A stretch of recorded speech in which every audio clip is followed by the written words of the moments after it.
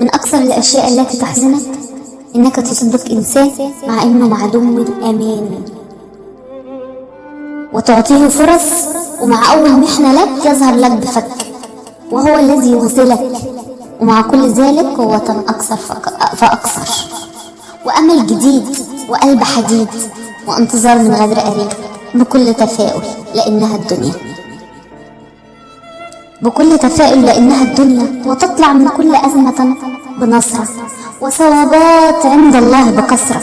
وتعدي الأيام بكل أمان، لأن لا هزيمة من إنسان، لا هزيمة من إنسان، لأن مهما تعبت مفيش إنسان هيعاملك بود. خليك أمير، خليك أمير، وطيب مع الطيبين، واترك البائسين، اترك البائسين لأنهم يائسين. تعامل بالرضا، تعامل بالرضا، واترك الفضا، وارمي أشياء كانت من المضى،